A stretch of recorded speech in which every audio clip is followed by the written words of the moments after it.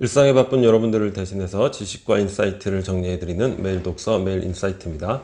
오늘은 인디워커 이제 나를 위해 일합니다. 이 책에 대해서 한번 살펴보도록 하겠습니다. 우리 최근에 기대 수명 증가에 관련된 내용을 참 많이 다루는 것 같아요. 그런데 그럴 수밖에 없는 게 바로 그것으로 인해서 우리의 삶에 아주 많은 변화들이 이제 초래되기 때문이죠. 그래서 직업, 일에 대한 개념들이 어떠한 방향으로 이제 변화해 나가고 있으며 그러한 변화의 방향에서 우리는 어떠한 전략을 취할 수 있는지 그에 관해서 아주 유용한 지식과 정보를 제공해주는 그런 책인 것 같습니다.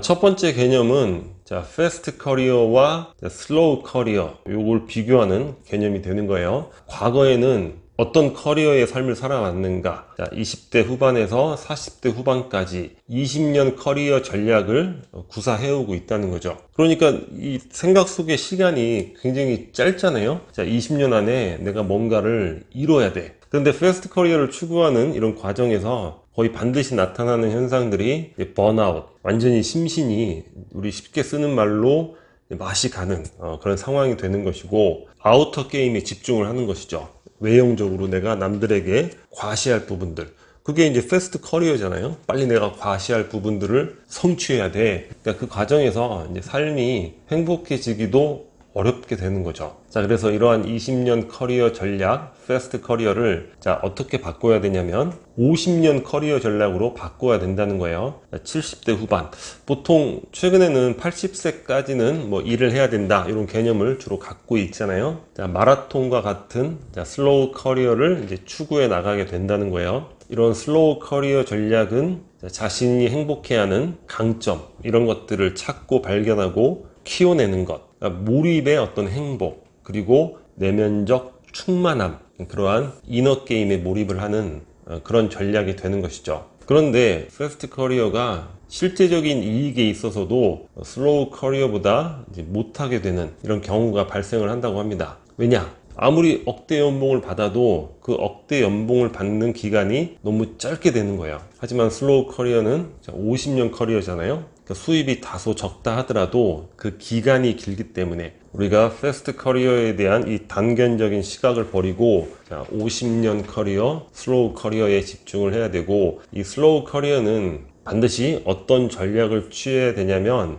양다리 전략을 취해야 된다는 거예요. 무슨 얘기냐면 회사 너무 힘들어, 스트레스 받아, 비전이 없어, 그래서 회사를 과감하게 그만두고 새로운 커리어를 지금 시작해야지, 이래서는 안 된다는 거죠. 회사를 다니면서 그 안에서 나의 재능과 강점을 발견하고 이제 훈련하고 키워나가야 된다는 거야. 그리고 그 회사라는 공간은 바로 그런 것들을 수련하는 최고의 그 수련 공간이 된다고 이야기를 하고 있습니다. 그리고 심리적 안정감이 또한 뭔가 새로운 준비, 또 그것에 있어서의 성공 가능성, 이런 것들을 높여주잖아요. 심리적 안정감. 쉽게 말해서 영리한 양다리 전략을 취하면서 슬로우 커리어를 발견하고 발전시켜 나가는 것, 이렇게 한번 새로운 직업과 일에 대한 전략을 정리해보면 어떨까, 그런 생각이 듭니다.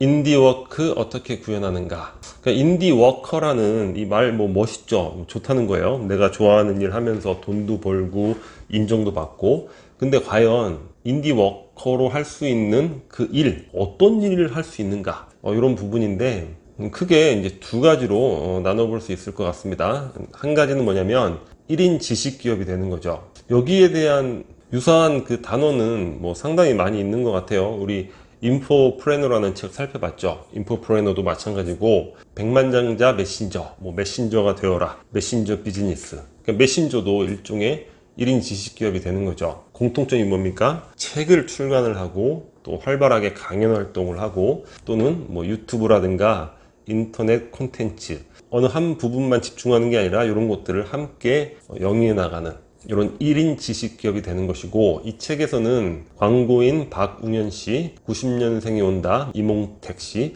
이런 사례를 들고 있습니다. 또 하나는 제로투원 창업. 창업은 창업인데 그냥 창업이 아니라 이 제로투원 창업이라는 거예요. 제로투원이라는 책은 우리 채널에서도 살펴봤는데, 그러니까 1에서 뭐 50이 되고 100이 되고 이거는 그냥 원래 존재하는 그런 비즈니스를 따라서 하는 것에 불과하다는 거예요. 하지만 제로투원은 뭡니까? 0에서 1이 되는 거죠. 그러니까 없던 개념을 만들어서 이제 비즈니스화 하는 거죠. 일종의 독점 사업이 될 수 있는 것이죠. 그래서 창업, 뭐 남들이 하는 거 따라서 뭐 치킨집하고 이런 게 아니라 새로운 개념을 만들어서 창업을 하는, 이 책에서는 기자 생활을 하다가 헤이 조이스라는 여성 커리어 플랫폼을 만든 뭐 이나리 씨, 그런 사례도 나오고, PR 전문가로 활동하다가 더 H랩이라는 뭐 코칭 회사를 만든 김호 씨, 이런 사례가 나오고 있습니다. 그러니까 이러한 일을 하는 인디 워커 어떻게 가능했는가, 자신의 본업, 회사 생활, 직업 생활을 하는 그 과정에서 자신의 재능과 강점을 발견하고 그거를 열심히 키우면서 실력을 연마해 왔다는 거예요. 그러다가 일정한 시점이 왔을 때 이렇게 뭐 1인 지식 기업을 한다거나 뭐 제로투원 창업을 한다거나 이런 개념이 되는 것이죠. 이 책의 저자들도 뭐 마찬가지 케이스죠. 책을 출간하고 강연하고 코칭하고 뭐 이런 회사를 또 창업을 했으니까 1인 지식 기업도 되고 뭐 제로투원 창업도 되고 이런 개념이 되죠. 근데 우리가 패스트 커리어를 추구하면서 그냥 그 안에서만 막 성공하려고 막 번아웃하고 열심히 했는데, 그러다가 뭐 부장이나 임원 돼서 뭐 50세에 회사를 그만둔다, 이런 경우, 이런 인디 워커를 하기에는 어렵다는 거죠. 왜냐? 그 준비를 안 해왔다는 거예요. 그러니까 그 시스템 속에서는 하나의 톱니바퀴가 되었을 때 큰 성과를 이뤘을지 모르겠지만, 은퇴를 하고 나면 그냥 하나의 쇳덩어리에 불과한 존재로 전락을 하게 된다는 겁니다. 사실 우리가 은퇴하고 나면 할 일이 없다, 많은 분들이 뼈저리게 느끼는 그런 사실이잖아요. 대부분이 뭐 기그워크 같은, 그러니까 기그워크라는 게 원래는 이제 프리랜서 형식의 잡을 통칭하는 표현인데, 우리나라에서는 보통 플랫폼 노동자, 뭐 배달이라든가 운전이라든가 뭐 이런 것들을 통칭을 하죠. 또는 자영업, 뭐 고등학교 때 1등을 하는 친구나 반에서 꼴찌를 하는 친구나 결국 50대 넘으면 동네에서 치킨집 경쟁자로 만나게 된다, 뭐 그런 이야기도 있잖아요. 단순히 우스갯소리가 아니라 우리 현실에 대한 뭐 어느 정도 적절한 메타포가 되지 않는가, 뭐 그런 생각을 해보게 됩니다. 마지막으로 인디 워커의 핵심 역량, 그러니까 50년 슬로우 커리어를 잘 개발해서 성공적으로 발전시키려면 어떠한 역량을 갖고 있어야 되는가, 여기에 대해서 저자들이 이야기를 하고 있는데, 흥미롭게 헤르만 헤세의 시타르타라는 그 소설책에서 그 한 문장을 인용을 하고 있습니다. 아니 시타르타, 당신이 할 수 있는 일이 뭐요? 당신의 역량이 뭐요? 그랬더니 시타르타가 저는 사색할 줄 압니다. 저는 기다릴 줄 알며 단식할 줄 압니다. 근데 이게 어떻게 인디워커의 핵심 역량이 되는가? 일단 사색, 계속 반복해서 말씀을 드리는데, 자, 인디워커, 이너게임, 행복의 몰입, 이러한 일과 직업을 가지려면 자기 안에 재능과 강점을 발견해야 된다고 말씀을 드렸잖아요. 근데 우리가 보면 자신의 강점과 재능이 무엇인지 이걸 모르는 경우가 거의 대다수라는 거예요. 이 책에서 그런 사례들이 많이 나오고 있는데, 과연 그것이 무엇인가? 거기에 대해서 사색하고 탐색할 수 있는 그런 역량이 있어야 된다는 거죠. 두 번째, 기다림, 어떤 의미인가?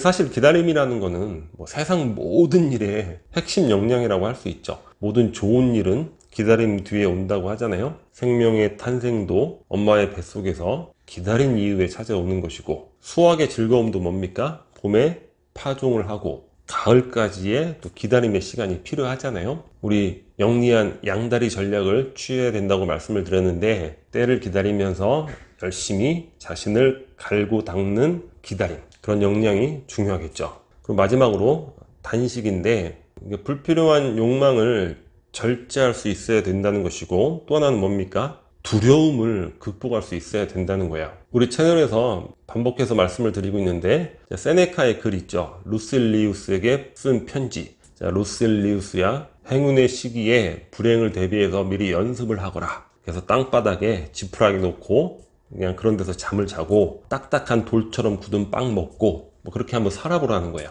그렇게 살아보면 또 그렇게 살 수도 있겠구나, 뭐 이런 생각이 든다는 거죠. 그럼 어떻습니까? 그런 두려움을 극복할 수 있다는 거예요. 두려움이라는 게 뭐예요? 내가 가지고 있는 것들을 잃을까봐, 그리고 내가 원하는 것을 얻지 못할까봐, 단식할 수 있는 능력이 있으면 그런 것들 잃어버리고 오지 않는다고 해도 나는 나로서 존재할 수 있는 거잖아요. 그러니까 두려움이 극복될 수 있는 거죠. 지금 많은 것들이 이제 변화하는 시기고 이 변화의 방향이 어떻게 될지 사실 두렵죠. 다들 두려워요. 두렵지 않은 사람은 없죠. 그러니까 두려움이 이 시대에 우리의 삶에 있어서의 디폴트 값이다. 이렇게 인정을 하는 게 중요할 것 같습니다. 아, 나만 두려워. 나만 저주받았어. 뭐 이런 개념이 아니라 누구나 다 이렇게 두렵구나. 단식할 수 있는 역량, 또 우리가 이런 두려움에 현명하게 대처하는 것이 필요하지 않을까. 이런 생각을 해봅니다. 일이라는 건 또 우리 삶에 있어서 일종의 구원이라고도 할 수 있죠. 일이라는 걸 통해서 행복하고 의미 있는 삶을 추구하는 게 가능하기 때문에 그러한 관점에서 많은 것들을 참고해 볼 수 있는 그런 책이 아닌가 싶습니다. 자, 오늘 영상은 여기서 마치도록 하겠습니다. 캐릭터처가 구독 버튼이고요. 구독과 좋아요 많이 부탁드리겠습니다. 감사합니다.